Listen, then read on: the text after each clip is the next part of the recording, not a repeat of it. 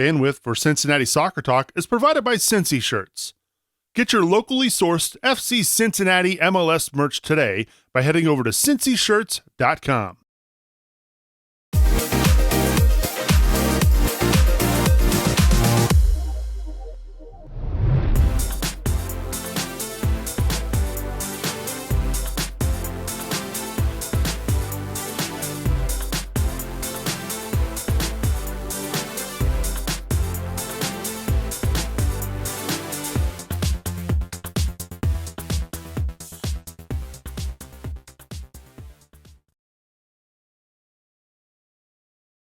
With us, we hope you're joining us live tonight.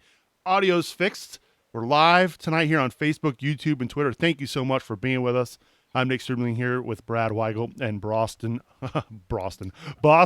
Razzle Dazzle Brazzle. In just a few moments, we're going to be joined on the King's Hammer Hotline by Christian Polanco. He's one of the co-hosts of the Cooligans podcast, who's a big NYCFC fan. And of course, we're going to touch on what happened over the weekend between the Colorado Rapids and FC Cincinnati. So if you're watching us live on Facebook, YouTube, or Twitter, make sure you get in touch. We'll be reading the comments all night long. You can also email us at feedback@CincinnatiSoccerTalk.com. We don't have an episode captain this week, but if you're interested in supporting the show and learning how you can wear the armband for an episode of Cincinnati Soccer Talk, head on over to CincinnatiSoccerTalk.com/support. We've got the audio fixed now. I fixed that. That was my bad. Missed the button again this week. Such an amateur over here, but pleased to welcome in my co-host this week. Let's start with Brad Weigel. Brad, how are you? Hey, it was a little bit of a rough weekend for me. FC Cincinnati unfortunately lost. I know we're going to get into that. And also Spurs, they tried valiantly, but hat tip to Liverpool and Jurgen Klopp and all the people who celebrated in the Cup this weekend for winning the Champions League. I'm sorry, Brad. I'm sorry.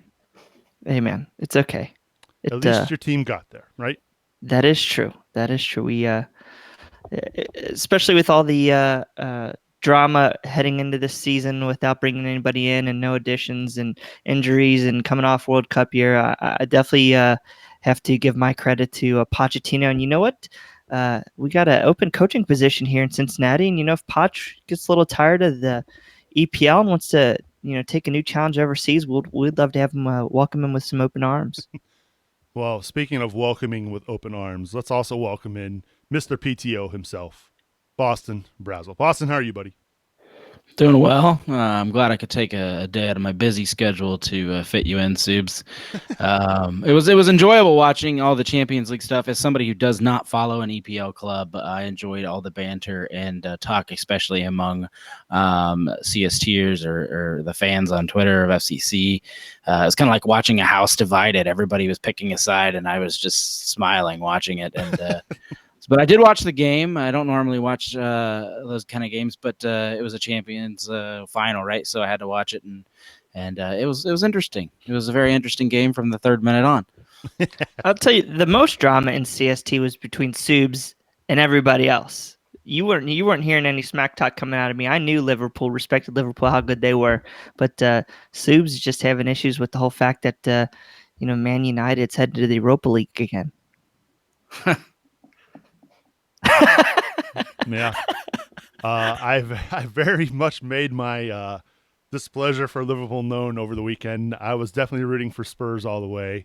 I unfortunately did not get to watch the match. I was stuck at a soccer tournament in the rain and lightning, so that was fun. But I was listening to it live on Sirius XM. Well, sort of live. It's usually about a minute and a half behind everybody else. And then I heard the penalty, and I was like, you got to be freaking kidding me. So then at that point, I just turned it off and, well, just sat in the rain like my. And that was a pretty quick turn off if it was 23 seconds in. Yeah. I heard it go in. So on that note, we go from one sour note to another. FC Cincinnati over the weekend making their first trip to Colorado to take on the Rapids, and unfortunately are on the wrong end of the score sheet. Once again, they lose 3-1 Saturday night.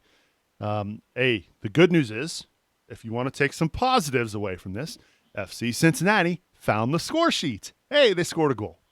The bad news is they're starting to leak goals left and right. They concede 3 over the weekend to the Rapids. who at one point were the worst team in Major League Soccer, but have quickly found their form since firing their coach. So, gentlemen, I'll start with you, Brad, because I know you did the ratings for this. What are you thinking of? What's going on? There's so many answers to that question. You've got a DP who can't score. You've got another potential DP in Kenny Safe who has disappeared. We've got a better chance of finding Carmen Sandiego right now than we do Kenny Safe. Well played. And then you lost a Big K Cog and Kendall Waston due to his yellow card suspension. So there's a lot of pieces to the puzzle that add up to a lot of change, lack of chemistry, and unfortunately some holes in the back line. You look at the goals conceded over the weekend, Boston, and you just left. You're looking around and you're going,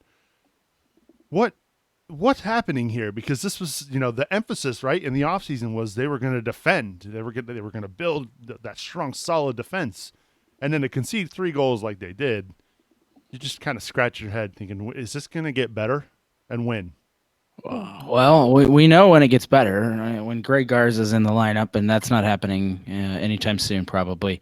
So I just think FC Cincinnati starting 11 on paper with everyone healthy they're going to win some games. They're not going to be world beaters, but that's what I would call a base team that can get the job done, and we've seen it happen when they're up to snuff, including Kenny Safe. But we're not anywhere close to having that lineup. We're experimenting. We've got Hoyt playing a center back. You've got Hagelin in this week replacing Kendall Waston, who's on suspension. Injuries, replacements, suspensions, Gold Cup now. Just not our friend. This team wasn't built to be deep, I guess. Yeah, maybe we thought it was, but it's not. And let's talk about some positives real quick. You had 461 completed passes.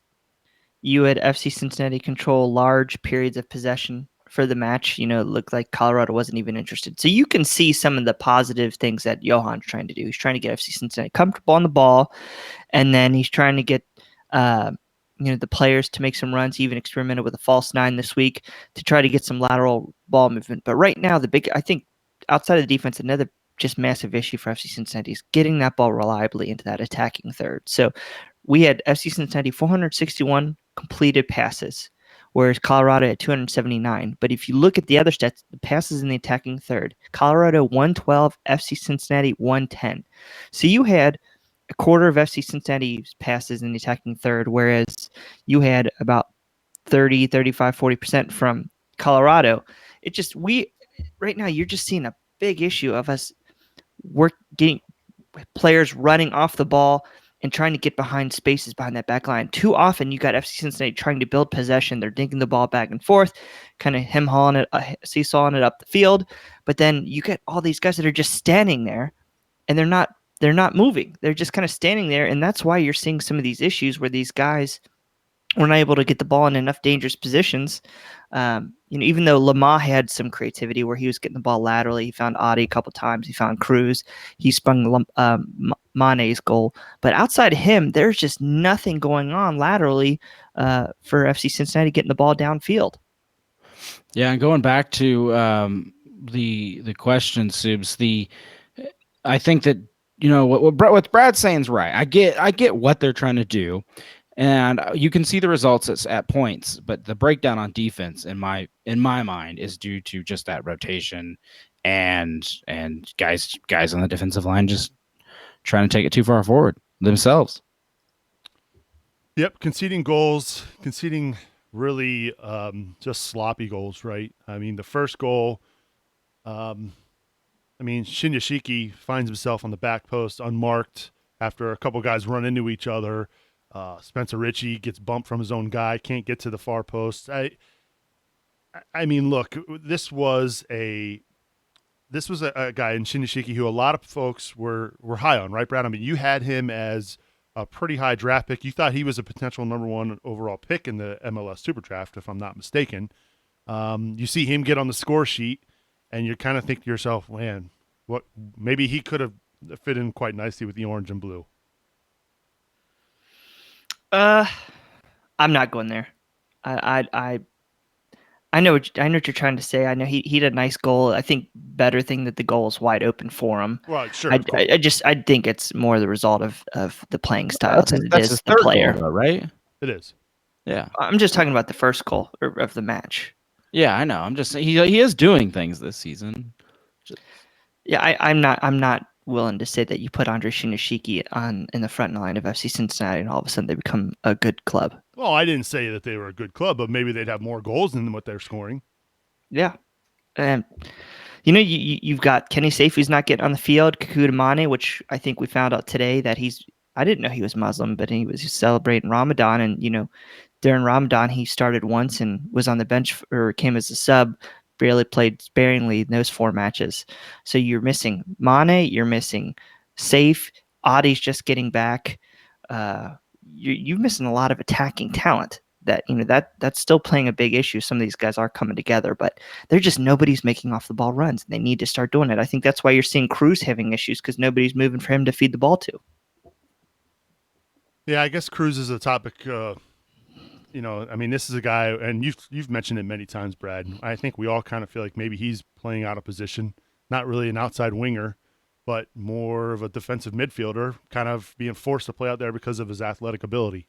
Look, there's a lot of things going on right now. It's hard to see the positives, right? We know that Fernando Adi is slowly working his way back.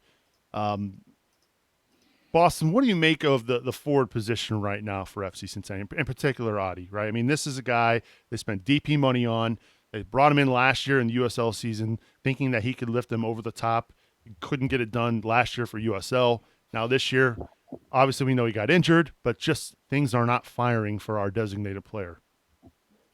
No, and last week Brad and I kind of sat here and we talked about this issue. What's going on with Fernando Adi? And I think the consensus last week was, well, let's give him a little more time. He's building himself back. He just now starting to get 90 minutes. But after watching Colorado, and he had a clear chance. He did. I'd say he had 2 really good moments. One was a cross in that I thought was really well placed, and then maybe it was Lanois who missed it, and then he had his own shot where all he had to do was beat Howard, which he kind of did, and then missed the net after he took the time to place it on his correct foot and everything still. So my breakdown is just that it's lost money. Honestly, I don't see the redemption.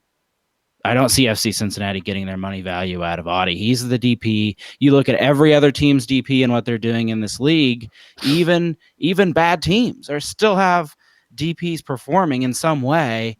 Ours has 0 goals. 0 goals. And I'm not going to forgive the DUI, whatever, suspension, because he did that to himself. So he's 0 goals. What do you want from him to do? Come drop down into midfield to collect the ball every time? Because we're not getting the ball in the final third. It's not Fernando Adi. I know he missed his one shot that he got to take. I mean, he had, last week when they were getting the ball, he did well. But Colorado was cool sitting back, playing tight defense, putting plenty of guys behind the ball, having a couple guys counter forward, and we couldn't break that down. I don't put that on Fernando Adi. I put that on the midfield. I put that on the design of play. Yes, the DP's got to put the ball on net. He's being $2 million this year. And I completely understand frustrations with his lack of production. His being hurt had a big part of that. Last year, we didn't get him the ball enough. He probably still should have dominated that league. I know the excuses are running out, but he gets one shot opportunity, and we have 2 touches in the box all match. I more credit that upon maybe some off the ball movement by Fernando Adi, but basically ineffective midfield able to get the ball up top.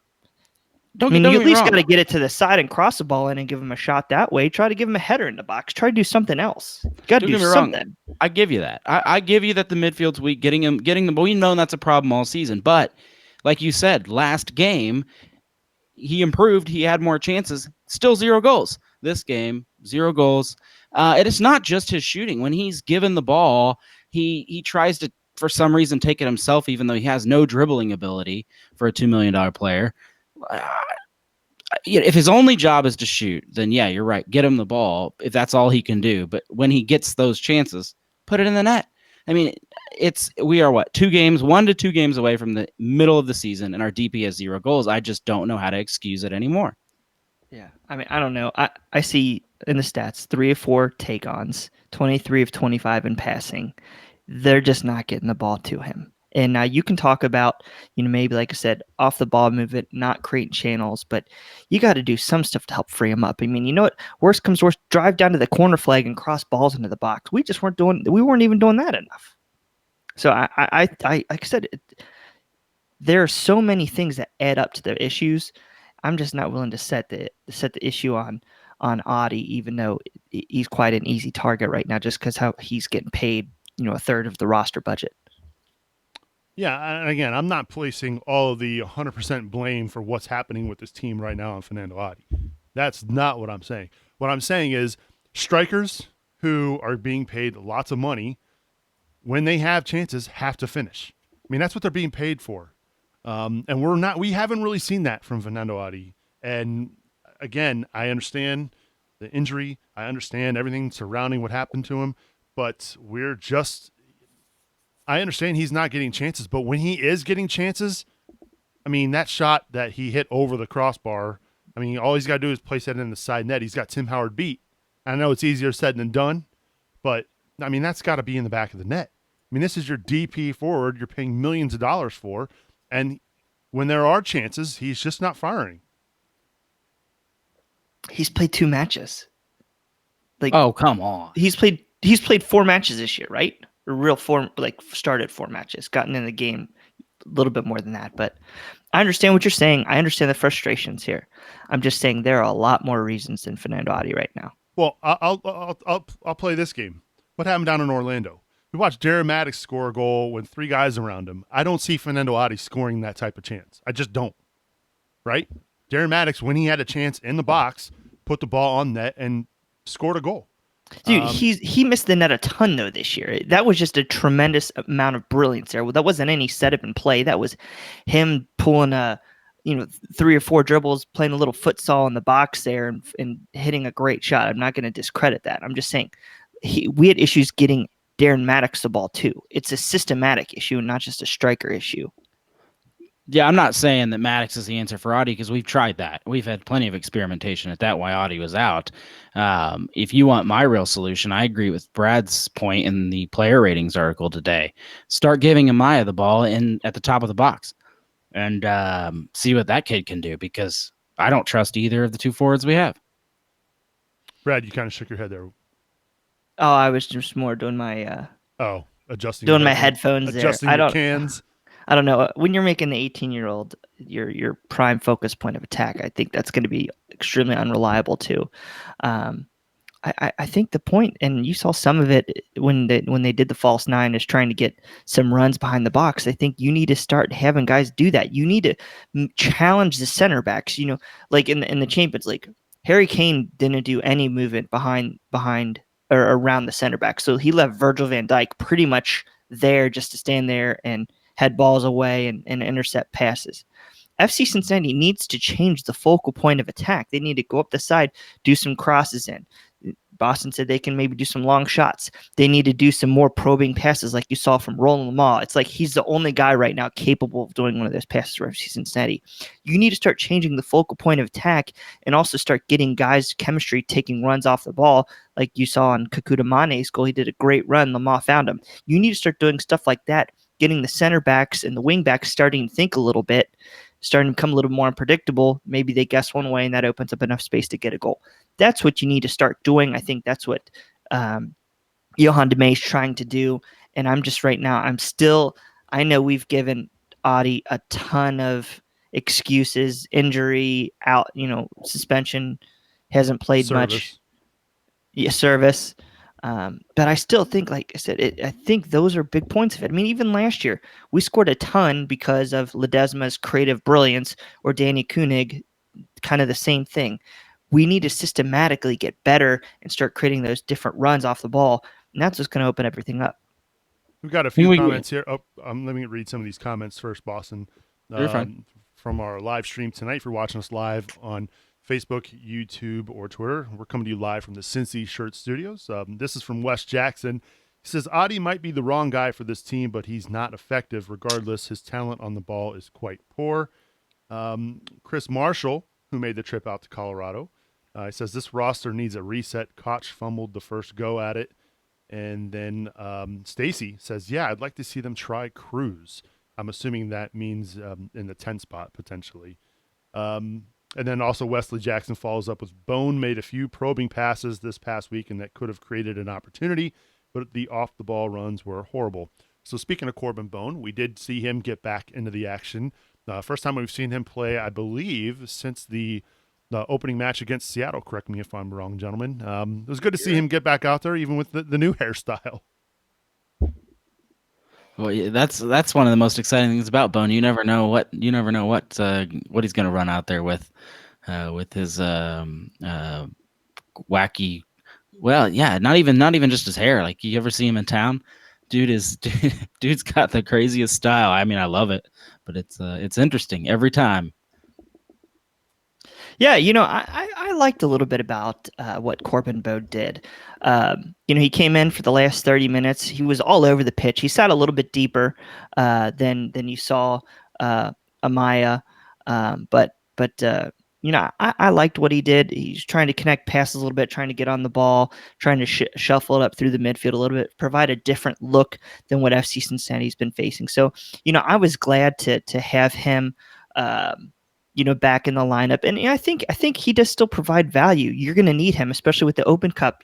One thing we haven't really necessarily talked about is that, this week we play Thursday, but then we've got the U.S. Open Cup next week. So we're losing key players. We're losing Powell. We're losing Maddox. We're losing Cruz, and we're losing Waston. So you're going to need players like Corbin Bone to step up in this time of need, especially, we haven't even talked about it.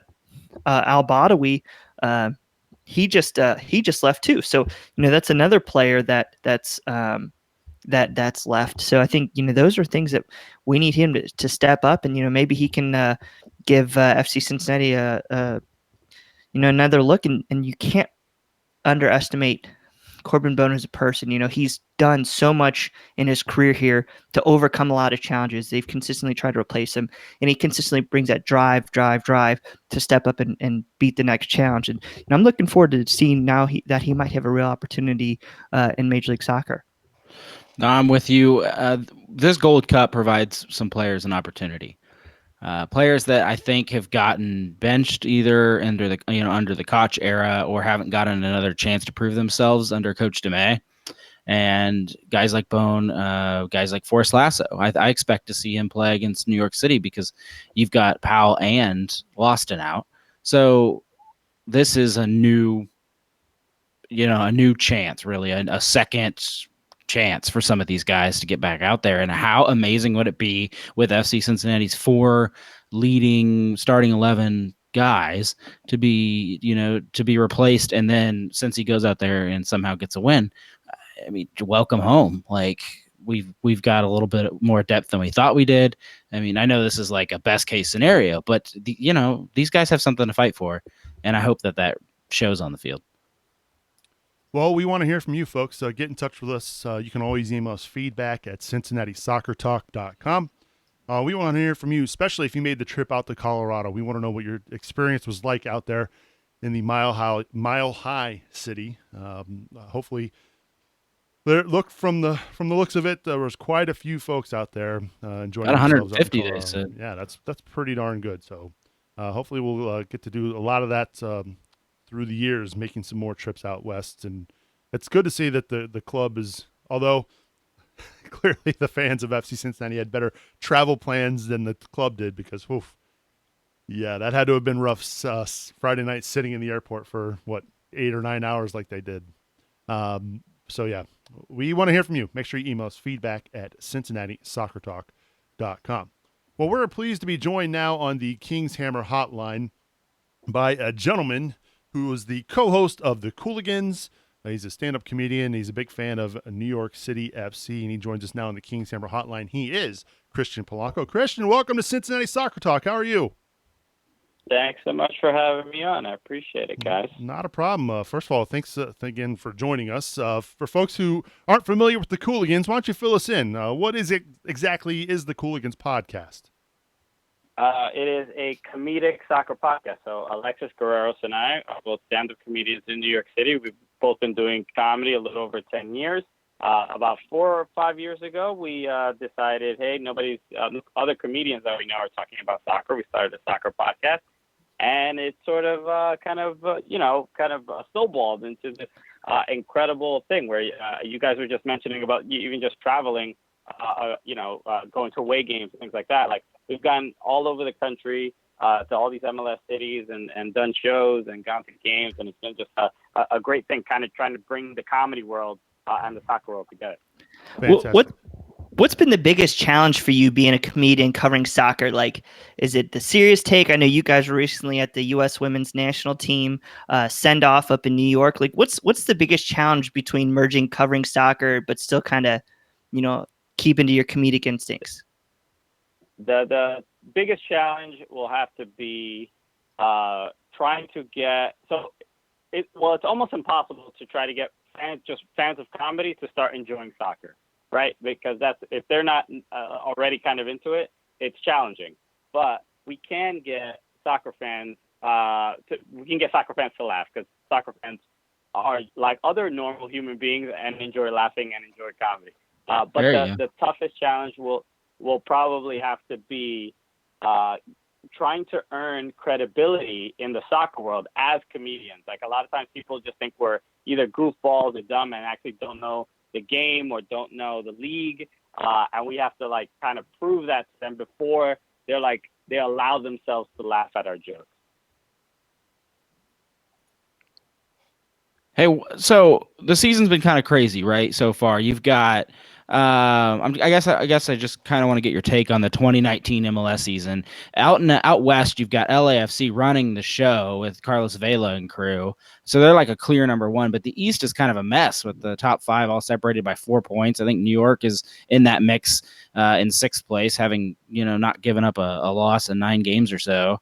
What's your thoughts? What's 2019 MLS been?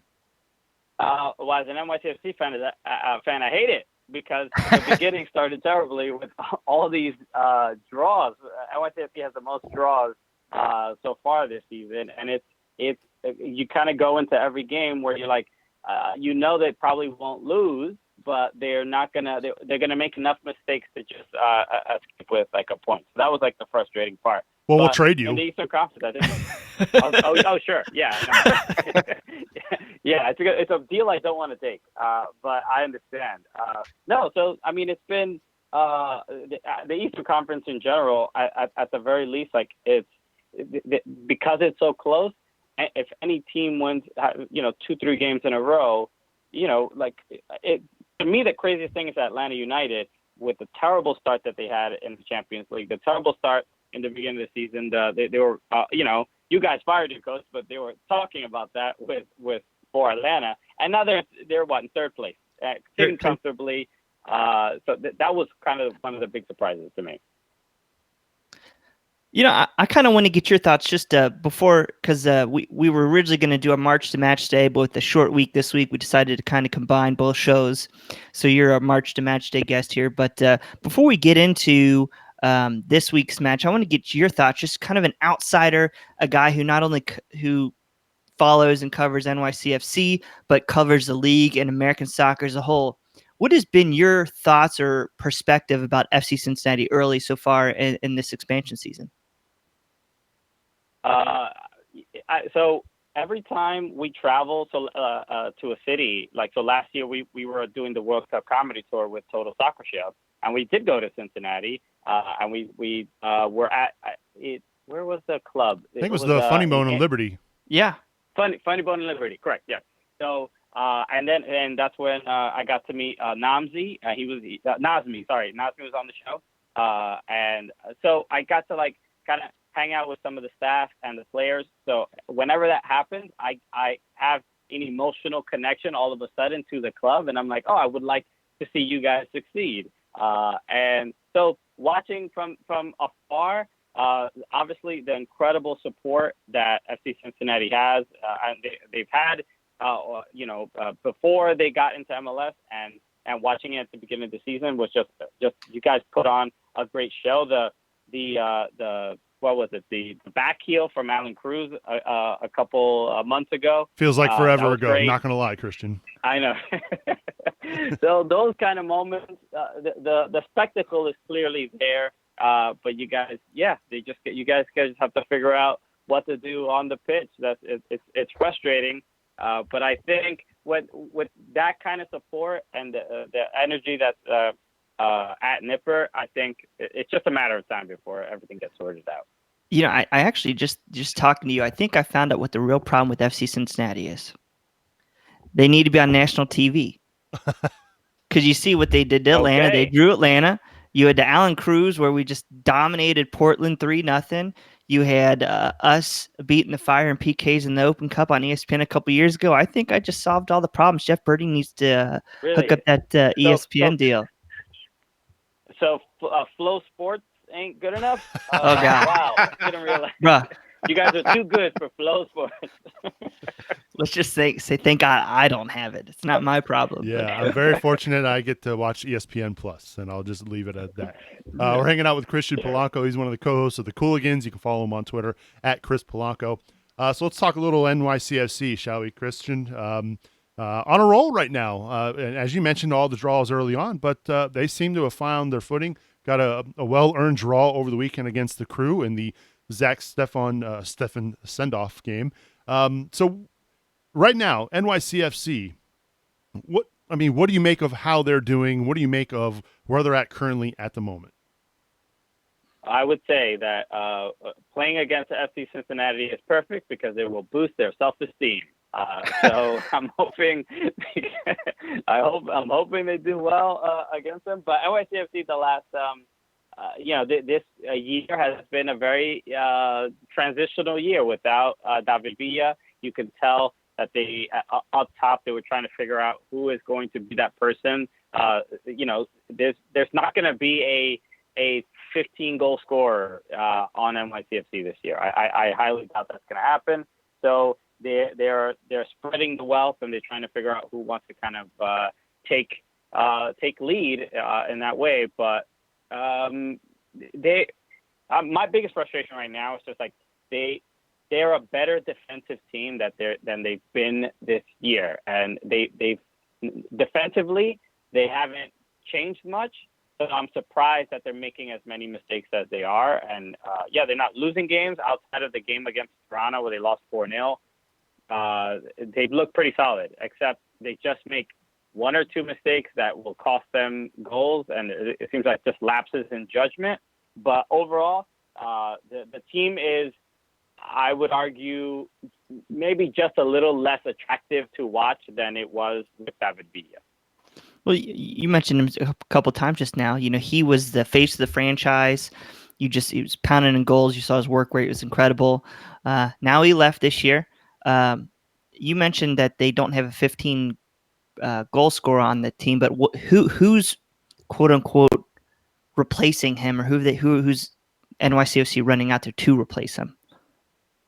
So I would say their latest signing, Eber, the Brazilian, he came from I forgot what country, some country far away, but he's been great.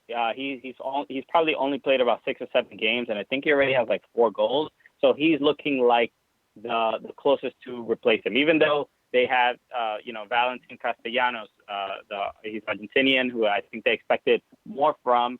They have the designated player, Jesus Medina, who has been a complete disappointment. He's barely getting minutes.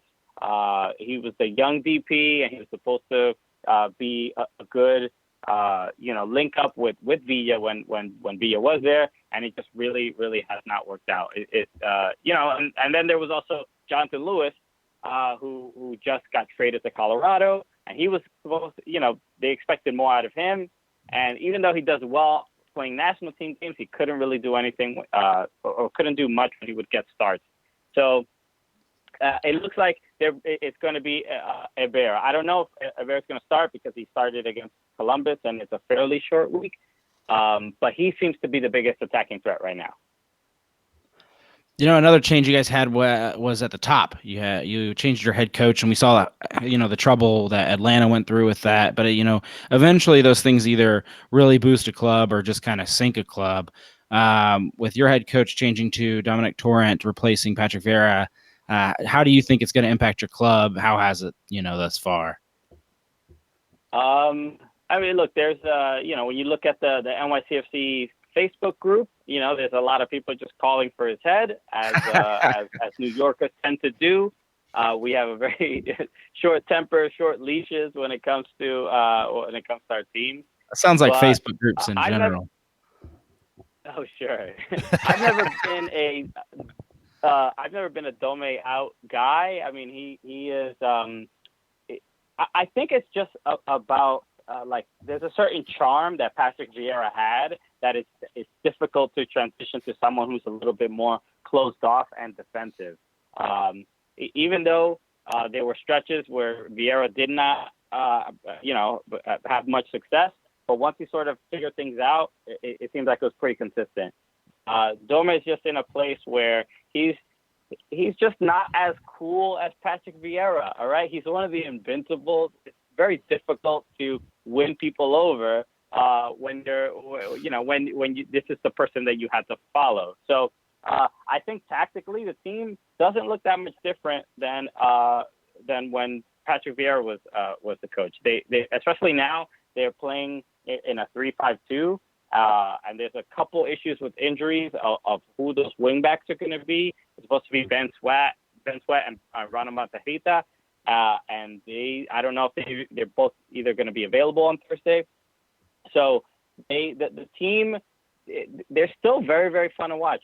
So as a supporter, if I was just a customer going to go see a soccer game, I would be pleased with what I'm seeing. FC Cincinnati hitting the road again, taking on NYCFC on Thursday night this week. And they'll be playing a match in a baseball stadium. I thought once we graduated or promoted from the USL, we'd stop playing in those ball diamond stadiums. But we find ourselves on the smallest pitch in Major League Soccer this week, Christian. Now, how will that affect the match, and how does that, watching NYCFC when they're home versus away, how do you see the two styles differ, or do they at all? I would say home matches, especially last season, home matches for NYCFC they're incredibly dominant. They have so much possession. They are they look better. They look like they're playing on a futsal court. That's what they're used to, right? So the experience of going to watch a game at Yankee Stadium is not particularly bad. Watching it on TV is a nightmare. I feel bad for everybody watching it. The angle is terrible. It is not fun at all. But too bad. And also, we're also dying and clamoring for a stadium. We wish we played at Nipper. That'd be lovely. But that's the main thing. NYCFC is very, very good at home. And when it comes to possession, they will have pretty much all of it. There's not many teams that come in there outside of maybe the Red Bulls with their high press that give NYCFC that much trouble. But for the most part, yeah, they're just going to have the ball a lot. They're a very strong technical team. Everybody is pretty much very good on the ball. So, yeah, you're going to hope that FC Cincinnati can counter. I know players like Maddox and stuff like that can just maybe – it is a smaller pitch, so there's less room for error. So maybe that's where they can sort of hurt them. Well, you're gonna be happy to know that Maddox is out. One of 4 of our starters out with Gold Cup. So, Ooh. Yeah, okay. he will not be making the trip, and neither will Powell or Waston or any. There's one other guy. Cruz. Yeah, Cruz. So you guys get a little bit of a weekend FCC. Oh, well, I mean, now that I remember this, Sean Johnson is also leaving, so that's you guys are going to be going up against Brad Stuver, the former Columbus Crew goalkeeper, and there's a couple players that are out for Gold Cup as well. So it's don't exactly know what to expect, but I think this weekend roster of NYCFC should be a little bit better than the weekend roster for FC Cincinnati. Yeah, as Brad said earlier, New York City only has one loss on the year, which is tied for the lead actually with LAFC. The draws being the difference. You lead the league in draws with 8. But as we said earlier, you haven't lost in your last 9. What is the reason you quite haven't been able to separate from the opponents to eke out more wins, but you could still hang in there, and not drop points? I think in the beginning of the season, it looked it might have been like a fitness issue or something. I remember the first game, they were up, I believe, 2-0 on Orlando, and then gave up 2 goals, and they just like Dom Dwyer came in the game, and NYCFC just looked tired. But it's hard to explain. I don't really know. Even the game against Columbus this weekend, a questionable penalty. It wasn't super clear to me that it was definitely a penalty, but you probably can't review that. And then just again, I think they get a little too. They just made one mistake of a bad pass out of the midfield. I think they get too cute sometimes, and don't play as cautious as they may need to sometimes. So that's it.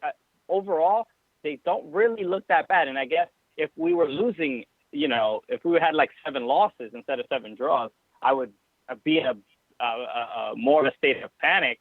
But it is like this bittersweet thing of like, we only have 1 loss, but there's 8 draws. I mean, it just doesn't. I would take a couple more losses and trade those for a couple more wins than to have all those draws, because it at least I got to experience the 7-0 the Red Bull wedding, as they call it, in 2015, when Red Bulls just absolutely demolished. But that this is how I know soccer means so much to me, because that day might have been one of the worst days of my life.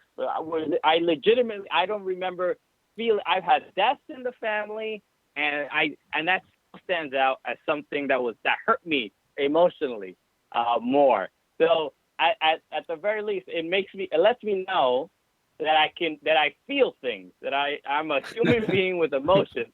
But all these draws, what am I? I don't know. It's nothing. It's too. I feel like I'm in this weird purgatory. So that's basically the frustration with it. Well, Christian, feeling that sad sports emotion is just another day being a Cincinnati fan in anything we have here.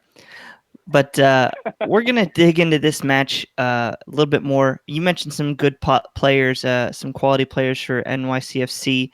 I want you to give me 2 players to watch out for this week. And I want one who's you think is going to be the key, the straw that stirs the drink for NYCFC. And I want one that would be maybe a player that FC Cincinnati could get after. Okay, so I will say the NYCFC's main player is Maxi Morales. He is the number 10. He is the tiny man. They call him Spider-Man. He's always on the ball. The game runs through him. He's going to be fouled a lot. He always does. He falls very easily. He's from Argentina. That's how it works. So Maxi Morales will probably be the biggest threat. With that, if he's not on the pitch, the team it's a different team. Who they could go after? This might be tough because I don't know exactly. I think there might be multiple players, and the main issue is I don't know. There was an injury to Ben Sweat against Columbus. He rolled his ankle, so he's going to be out. Matarrita was a late scratch because of a hamstring issue. So I don't know who the wingbacks are going to be, and there might be. There's a possibility it might be Rocha, who is a new player this season. I don't even know that much about him. I don't know where he came from, but he's been getting more minutes than some of the much more higher paid players. So I'm going to say him. Rocha seems to be the most likely or the weakest link, for lack of a better term. So, yeah, I'll go with him. Yeah. So, yeah, Brad, you want to talk a little bit about I guess we should ask. We can move on now and talk about our keys to victory, Christian. If you had to pick keys to victory this week for NYCFC, how do they get the job done against the Orange and Blue? Well, I mean,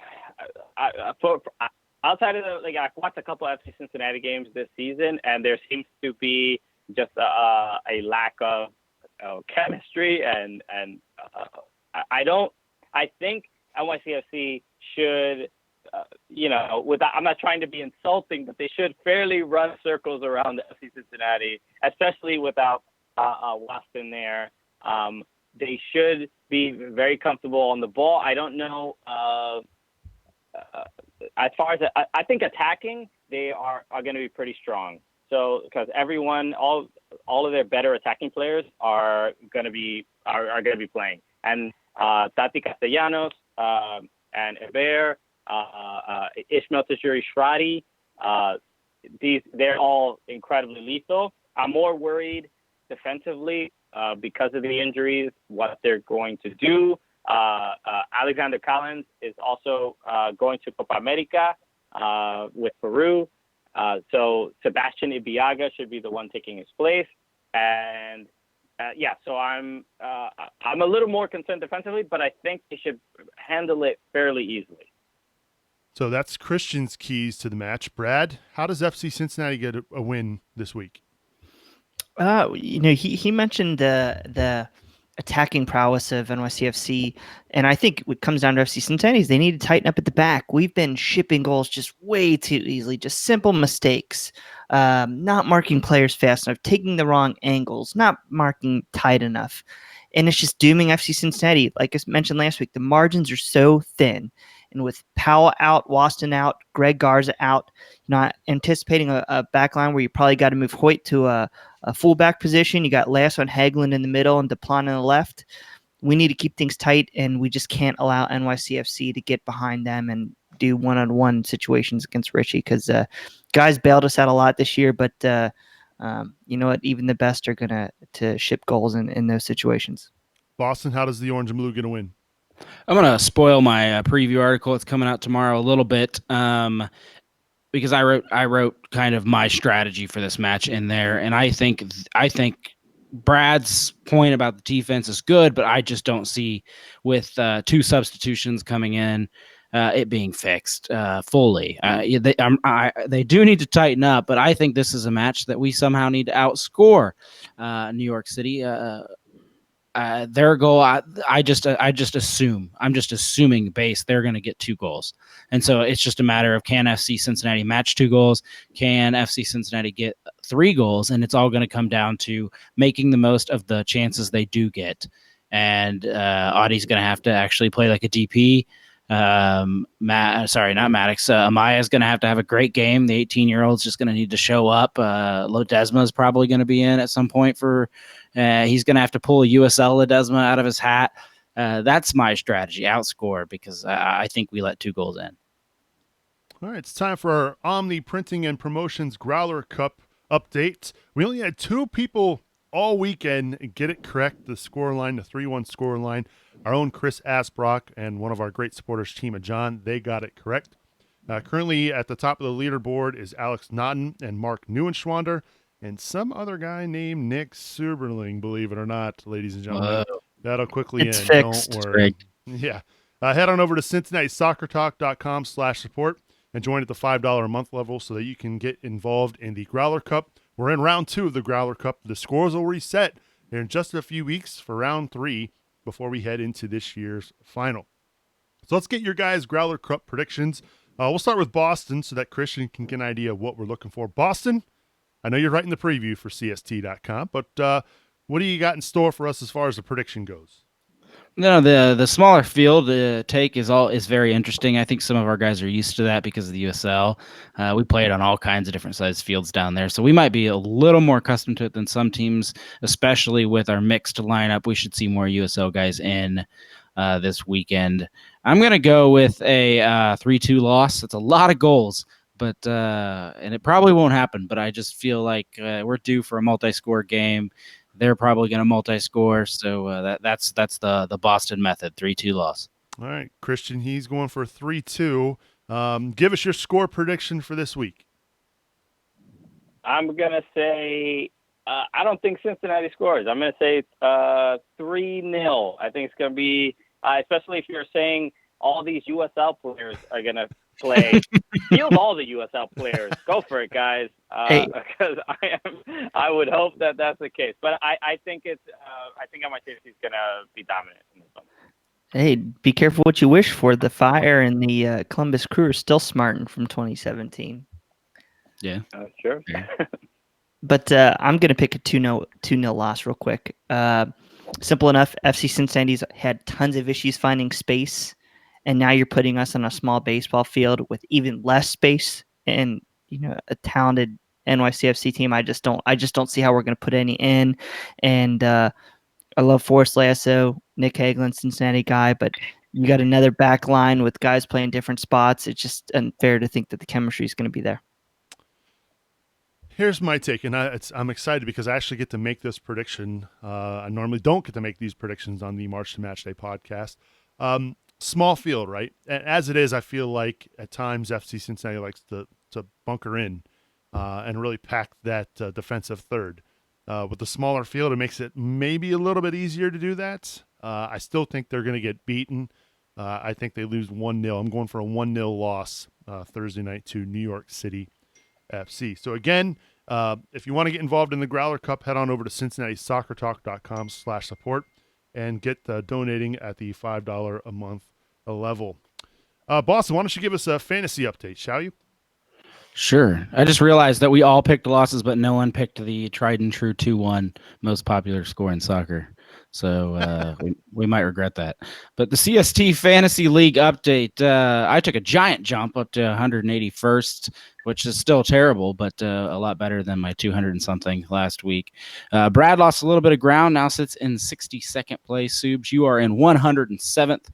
The leaderboard shook up almost everything under the first place mark. Cincy Fan still sits in first, but second has shifted to Nehemiah FC. Team Skyline, formerly leaders, have fallen to fourth. And that's your fantasy update.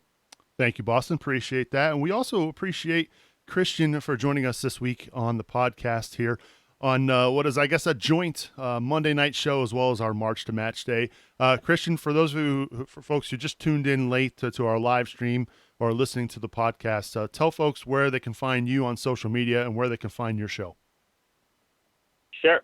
You can follow me at Chris Polanco on Twitter, at Christian_Polanco on Instagram, and at Soccer Cooligans on everything. So yeah, we're both stand-up comedians in New York. We cover all of American soccer. We have really fun interviews. We just interviewed Matt Doyle.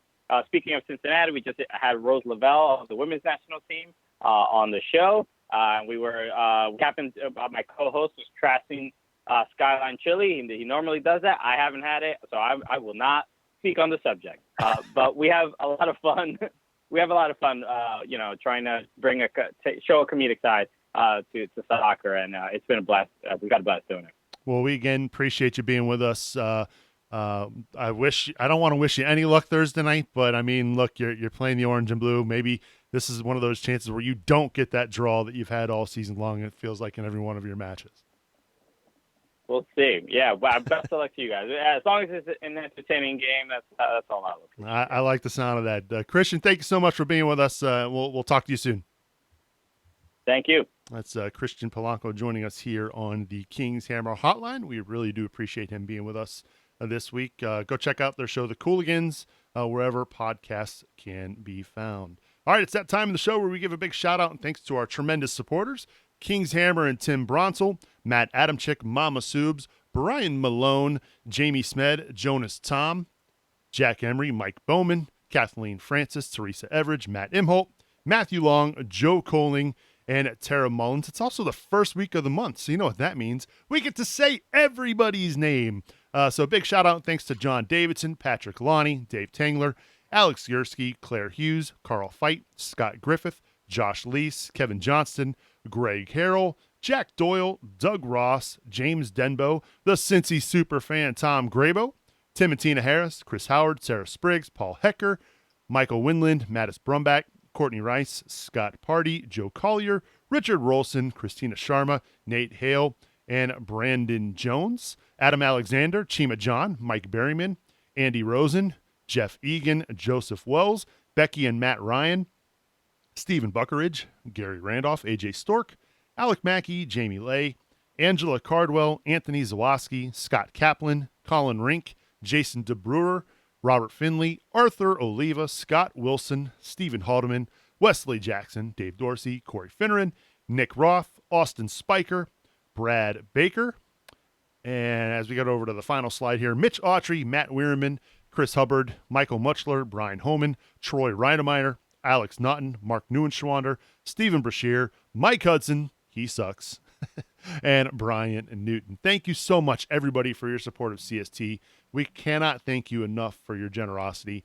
To learn more on how you can support the show, head on over to CincinnatiSoccerTalk.com/support. Speaking of baseball diamonds, although this match will not be played on a baseball diamond, it will be played on grass, much like I predicted last week on our podcast.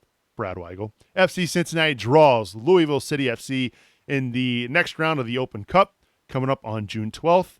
They will be playing on the grass surface installed for the U.S. men's national team game against Venezuela. So, gentlemen, we get to see that team down south one more time. How are you feeling? Are you feeling confident? Are you feeling good about this matchup? I'll start with you, Brad. You look thrilled. No, And why not? because we suck. What? Yeah, but this is a whole different level, right? Is it? Yeah, it is. Louisville's not even like peak USL like they were the last 2 years. Okay.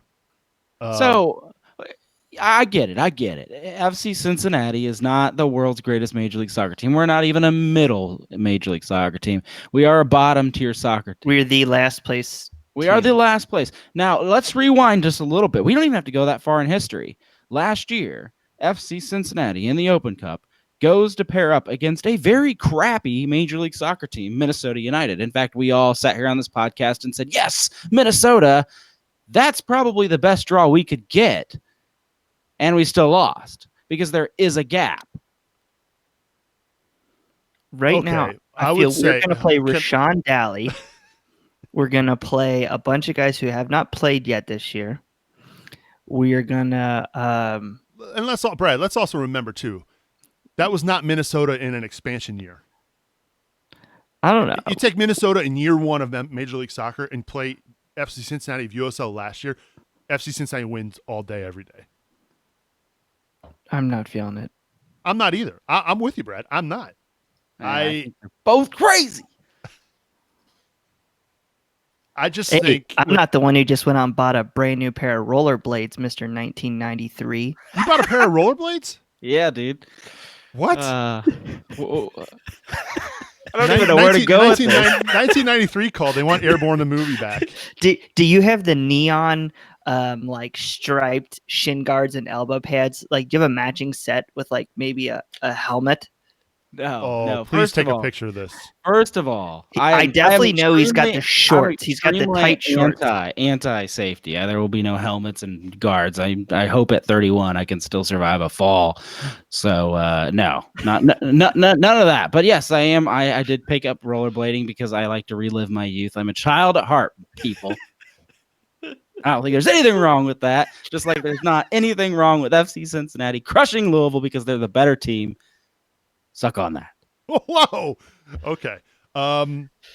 Look, I'll just be honest, man. I just don't like where the team is at right now. I think they're conceding goals, and Louisville's going to be up for this game. You know they are.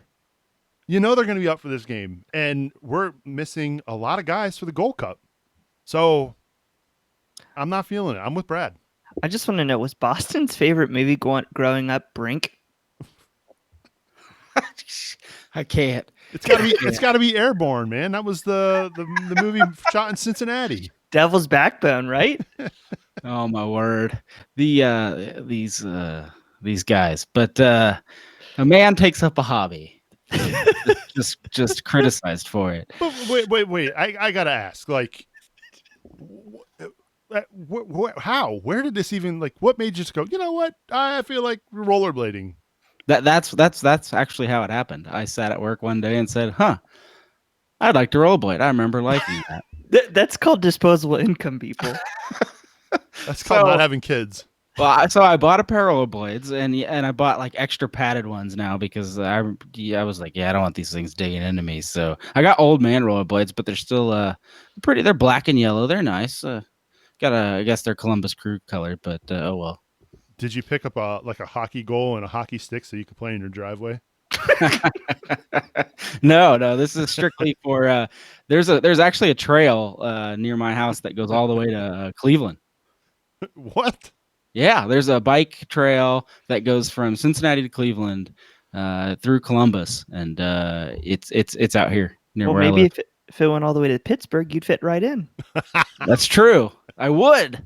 And you know what? After this uncalled for ridicule, I might need to move there.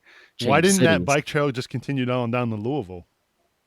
I don't know. Probably financial reasons. Louisville's not the most successful city. There might be a river that got in the way. Yeah. Well, you could take it over the Purple People Bridge, right? I guess. Rollerblades. Rollerblades. I would like video footage. So, Kana, if you're listening, please. They're called inline skates, guys, for adults. Oh, inline skates. Do they have the cool little rubber brakes at the back that you have to put your heel down? One foot has rubber brakes. What establishment did you get these rollerblades at? The fine establishment of Amazon.com. Oh, so you didn't even try them on. No, but they work. Nobody sells them anymore. No, I'm sure you can buy. There's a whole inline skate market, guys. I'm getting into it now. I just need to find like a local inline skating club and hang out. And it'll be like a motorcycle gang, but we are all on rollerblades. You're gonna be like in that line where you're like drafting one another, like one of those speed skaters. I mean, he's gonna like do helmet, the dancing under the neon lights and do all the choreographed stuff. Be in the next musical. Yeah. See me on Broadway. Wow, this show quickly went awry. So thank you for bringing that up, Brad, because I did not know about the rollerblades. That was under the radar. Did your wife tell you? Because our wives have been hanging out, and this is bad for me. I may have spies. That is awesome. Well done. Before we get out of here, we want to say a big, obviously we recorded the show before the news came out about Nazmi Abadawi making the move down to North Carolina FC. He is on loan for the rest of the year down there, as well as it looks like he's got a club option for next year. And we also found out he's got a baby on the way as well. So big news, big week for Naz. Got his debut, I guess it was almost a week and a half ago now, against the Red Bulls, and then making the move down to North Carolina. I mean, that's good for him, right, guys? I mean, he wasn't getting minutes here. Now he's going to get a chance to go down to North Carolina in front of his hometown club, play for a pretty good manager in Dave Sarek and Brad, and get minutes. Yeah, I can understand, when the news originally came out that he was leaving, I was kind of shocked. I thought it was kind of not the best decision for the club to let him go. I thought he brought some value, but then when you saw the photos come out for that, I want to say it was his fiance. I'm not sure he's married. Maybe it's his wife. I don't know. His significant other. I can't keep it all together sometimes. I know. But his significant other was expecting a child. So congrats to him. Definitely understand wanting to go back home. But I still feel like it was a missed opportunity that he didn't get a shot, up here in Major League Soccer. I feel like he had the quality to contribute. And I think that if, maybe he would have played a little earlier in the season and gotten some chances, maybe he wouldn't have been looking for that move away. But it's another piece to the puzzle. Maybe with him leaving, it frees a roster spot up to be filled by, maybe an addition this summer. So, I wish the best for him and his family and his career going forward. Boston, your thoughts? Are these my final thoughts here? Or are we talking about Not about Nas. I thought it was odd just with the Gold Cup timing. Like, why not hold on to the guy for another week? But maybe with Daly coming up, they felt like they could make just an even swap, and then of course Rashawn may go back down. So I am expecting some hope in the summer window. If you're an FC Cincinnati fan and you're thinking the summer window is going to change everything and turn it around, I'm not that optimistic. But I do think we will get a couple pieces that will help build for the next season because, in my opinion, we're pressing the reset button, and that's what needs to happen. But I do wish Najmi a lot of luck. I love the guy. I thought he played well. I don't think he got a fair enough shake last year. I would have loved to see more of him, especially the Free Nas movement was one of the highlights of my Reddit days last year. So hope you do well, buddy. Yeah, I do too, and really enjoyed my time with Nas down at IMG in the preseason. For those of you who follow our social media, had a great outtake moment with Nas and Mark Village and Will Seymour last year. So I will remember that fondly, and we wish you nothing but the best of luck down in North Carolina, Nas. As we hope you get some more minutes and help North Carolina maybe raise that USL Championship trophy. All right, we've got foot golf coming up this summer. Brad, tell folks how they can get involved. CincinnatiSoccerTalk.com/footgolf.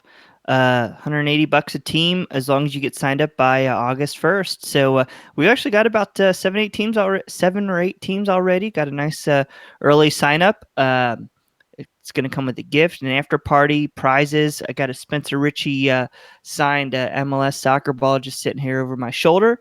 That's going to go towards the prize pool this year. So make sure you sign up. It should be a good time. It's the Saturday before the Crew game when they're down here. So make sure to invite some of your yellow or gold and black friends down here, and then we whoop up on them a little bit.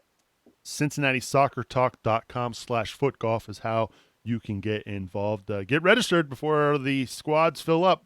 It's going to be a good time there at Woodland Golf Course. All right, Boston, now you can give us your final thoughts. I appreciate you being on the show with us this week, even though we were giving you a little bit of a ribbing for your newfound hobby. But you've also got another hobby as well in the Dutch Lions, doing a great job with the broadcast. Thanks, I appreciate that. Yeah, if I would have known I was going to get blindsided by Brad today, that's my thing. My thing is blindsiding Brad when we do March Snap Day, and he totally flipped the script on me. I don't even know what it's like to be on this side of it. But I suppose he's due for a little revenge after all the lines I've thrown at him. But going back to Cincinnati Dutch Lions, they're doing well this year. Starting off, they've only taken one loss. I really hope you guys like the increased coverage. You know, it's something we're trying this year. And so far with the match previews and the post match, we're getting a lot of hits, a lot of reads. People seem to enjoy the feeds we're putting out. And thank you to the Dutch Lions for letting us put those on Facebook and Twitter and expanding their coverage that they already have on YouTube. But it's been a blast. I know you're coming down, Soups, to do a game later this year. Chris has been doing a great job on the mic with me. We hope you enjoy this kind of, Cincinnati Soccer Talk is not just FC Cincinnati. We're trying to grow that area. I would love to do more with the Sirens as well. But all the local soccer in this town's special, and I think it all deserves coverage. Absolutely. Good job as always, Boston. We appreciate you being with us this week. I appreciate it. Thanks for having me. Brad Weigel, your final thoughts. Excited to see the men's national team in town this Sunday. It's going to be a good time. Excited to see what AO has in store, and just then looking forward to hopefully I'm wrong and we flip the script and kick some ass in the Dirty River Derby. Yeah, I can't believe that match is already here. Started laying down the sod, I believe, today. Yeah. So that, I don't know if Nippert's ever had a grass. Obviously, they did at some point have a grass surface, but pretty exciting. And as always, Brad, appreciate all that you do for the show. Hey, thanks, Steve. Thanks for having us, and it was good to be live this week. Yeah, no kidding. Good to be back live. We're going to have CST Extra Time coming up next. Again, go check out the Cooligans podcast. Christian Polanco does a great job with that show. You can also follow him on Twitter at Chris Polanco. For Boston, Razzle Dazzle Brazzle, the rollerblader, and Brad Weigel, I'm Subs, reminding you to watch your tackles, and we'll see you all next week.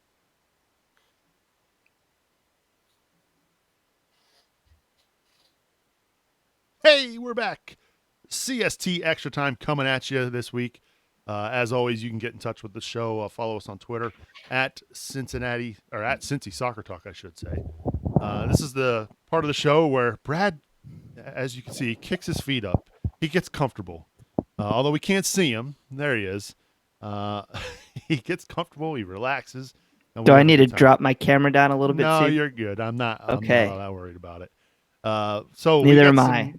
We got some tweets this week. We'll start off with this message comes from Austin Fritz. How does the CST staff members feel about Champions League final and that Liverpool is king of Europe this year? Well, Austin, that's how I feel about it. Not a fan. I wanted Spurs to win. And that's all I'm going to say about that. Austin? Hey, I was cool with Liverpool winning. I got a lot of friends that are Liverpool fans, and I was cool with the Spurs winning either way. It would have been good for Brad to lift his spirits from his FC Cincinnati dump. But no, Josef, man, my boy Josef got to see Liverpool win Champions League. Yeah, I'm excited for him. Yeah, ditto there, Boston. It's kind of funny is that I'm a lonely Spurs fan, surrounded by pretty much all my best friends are Liverpool supporters. So, they had a hell of a team this year. When you think about it, honestly, one of the best teams, put together in soccer. To miss out on winning the EPL, yet they had 96 or some 97 points. They lost one game. Yeah, lost one game in league play. I want to say they only lost 4 all year. Just a tremendous squad. And hopefully it serves as a wake-up call because I feel Pochettino is every bit the manager of anybody out there, especially Klopp. And that, if Spurs could have just given him a little refresher, a little injection of some talent, some new energy, hopefully, which is coming, they would have done a little, they would have maybe gotten across that line. Is Poch going to be the coach next year? I think so. Yeah, I think they're going to give him quite a bit of money. And if they don't, I don't blame them for leaving. Yeah. This next question is from Zach. He says, what does our summer transfer window look like as of now, since our GM will not be here until late and we will still have an interim coach? So we kind of talked about it a little bit last time we did the show live. Gerard Niekamp at that point was the rumored coach, or not coach, GM, now made official last week by FCC. I honestly don't know what the transfer window is going to look like because we don't know who's going to be available, right? We know that they need a lot of pieces. Probably get some help anywhere in the spine, right? Center back, center mid, center forward, the playmaker. Players are going to be available. I mean, everybody's off. I just don't know who. Yeah, a lot of people are out of contract. You saw Toronto just sign using Omar our Gonzalez. allocation spot. They signed Omar Gonzalez. Miami rumoredly just signed their first DP, and they don't even play till 2020. So I think there's options, plenty of options, and I think that we don't have a ton of money left. We could theoretically bring in a second DP that wouldn't count very heavily against our allocation money unless there's a transfer fee, right? And then we probably could pay some sort of cash towards that. And then we have a little bit of allocation money that we got back from a trade, plus whatever dismal amount we have left. And then I think even Birding said there's enough for a couple moves at one point in the past. So it's not a fix-all, but whatever is done, I just want to be done for the future. Don't sign anybody just for the rest of the year. It's pointless. Don't do another Kenny Safe deal. Let's just let's get something for the future. And if the GM's involved, yeah, he has to be, right, a little bit. I think that Zach, thank you. That is a wonderful question. I think there's actually a lot that can be done this summer. Your general manager, so when you're looking at his role, you got the general manager and the technical director, which is Luke Sassano. I think Luke Sassano is still going to be quite active domestically. I think that maybe the GM can bring in maybe a player, if we're lucky, 2 from overseas this summer. That's going to have an impact. But I wouldn't be shocked to see FC Cincinnati make some moves domestically. If you just look at our roster, we still have an abundance of central mid in the central midfield. You got Fatai Alashe, Eric Alexander, Victor Oyua, Tommy McCabe's coming back. So Caleb Stanko's now playing midfield. So we still have a couple. We have a guy or two extra surplus there in the midfield that maybe we might be able to move, because people are always looking to solidify that spine. And I think that if we could maybe flip a player or two and maybe pick up a winger, maybe bring in a winger, offload a central midfielder, then maybe we can bring Cruz more centrally. That's a way you could strengthen our side. And I think it's going to be more valuable through the Luke Sassano connections than, say, a Gerard Niekamp. So I'd like to see what FC Cincinnati does. Like I said, there's still pieces that are attractive. I'm still high on the roster. It's just not fitting together for some reason. I don't know if that's coaching, tactics, whatnot. But I still think there are pieces on this roster that are attractive to other teams, and I think that you could see FC Cincinnati actually make some moves. Niekamp, he said, the first month he's going to be more focused on Pegswall, and then maybe in July when the transfer window opens, you're going to see him split at 50-50 and he hopes to be started fully here by August 1st. I still think that there's enough time for FC Cincinnati to be active to improve the squad, not just for the second half of the season, but long-term going forward. Thanks for the question, Zach. This next one is from Jeff Tebbets, friend of the show. How far do you envision the U.S. men's national team going in the Gold Cup? I think the last time they played the Gold Cup, didn't they lose in the third place match? I don't know. I'd like to think it's going to be interesting to see, because obviously you got the U20 World Cup going on. A couple of those guys, I don't know. I would have liked to maybe see some of those guys maybe get a look. Weah would have been good maybe for the World Cup this summer, or the Gold Cup this summer. I don't know. I think from a CONCACAF standpoint, and maybe I'm wrong here, but I think anything less, and maybe this is crazy talk, but anything less than a finals appearance in the Gold Cup would be considered a disappointment. Is that a fair assessment there, Brad? I think so. I really think I expect them to win it this year. You have a Mexican side who's gone through some injuries. Now they do have a new coach in Tata Martino, who is head coach. A lot of their stars not playing too. Atlanta, yeah, they're missing a lot of talent. So I think that the United States, they should be the favorites to win this year. You've got Christian Pulisic coming, Tyler Adams, Weston McKennie. So you've got those guys in addition to Josie Altidore and Michael Bradley coming back. I know we're missing a John Brooks and DeAndre Yedlin, but there's still a ton of young talent for the Americans. So I definitely think anything less than a final is disappointing. I fully expect them this year to get it done in the Gold Cup. Do you have a take, Boston? Are you a big USMNT guy? Or are you going to be too busy rollerblading? Oh my word! I honestly don't probably know enough, because one, the U.S. men's national team is, I know they didn't qualify for World Cup and they're all over the place and they're trying new things out now. So I almost think it's too up in the air to know what we're gonna get. And sure, I will literally be basing my version off of these friendlies, because I don't know what else to the one at Nippert, the one at Audi Field, and then even Christian Pulisic is not even playing in the one at Audi Field. So I don't even know for sure what to base this off of. It's just nice to have some hope again for the Americans. Greg Berhalter, who was the coach for the Crew the last several years, he's the new head coach. They've had some nice success starting off in his time early this year in some of the friendlies. He's definitely trying to bring a new style of play. We'll see if that fits or not. But you got Mexico that's going to be tough out. But like I said, they're lacking some players. Costa Rica is always strong, which we're losing two players that we expect to feature predominantly. So I definitely interested to see what they do. But I like the direction. Like I said, it's nice to have some hope. And last but not least, this question is from supporter of the show, Dr. Hodenbaugh. Subs, we've learned you're not a Game of Thrones fan or a Marvel fan, but what's the one realm of non-soccer pop culture you know so well that you could out-nerd any other CST crew member head to head?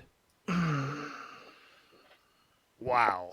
That is a tough question. Was that the question? I don't feel that was the question. What was the question? Oh, I think he said, I'd like your co-host to guest first. Oh, yeah. Go ahead. Guess. So I'm not sure you have anything to do with any pop culture. Okay. But I'm going to say that Subs can out-nerd anybody in the audiovisual antique radio club. I cannot. What about? Let's go to music. I don't see. You're right. I've known you for years, but I don't know you because you do so much sports stuff that I feel like that's all you talk about. And you have kids, so you have no life. So, I figured it out. What about figured that? it out. What about that? All that racing stuff he Yes, does. that's it. That was it. That's where I was going. Yeah, he's got that. Yeah, if you haven't seen it, he like launches his own Twitter stream that no one watches. That's not true. I have the numbers to back it up. Subs TV. Yeah, Subs TV. What is that called? It's called iRacing. iRacing. That's how they found Martin Truex Jr. way back in the day, right? A couple guys currently racing on the NASCAR circuit were iRacers. Believe it or not, gentlemen, I have not touched iRacing since February. Really? I can believe that. I gave it up already? He doesn't have enough time. Just the time. Once the MLS season, like preseason hit, the iRacing went away. So for that's one. For those of you who do not know, we typically record March to Match days on Tuesday nights.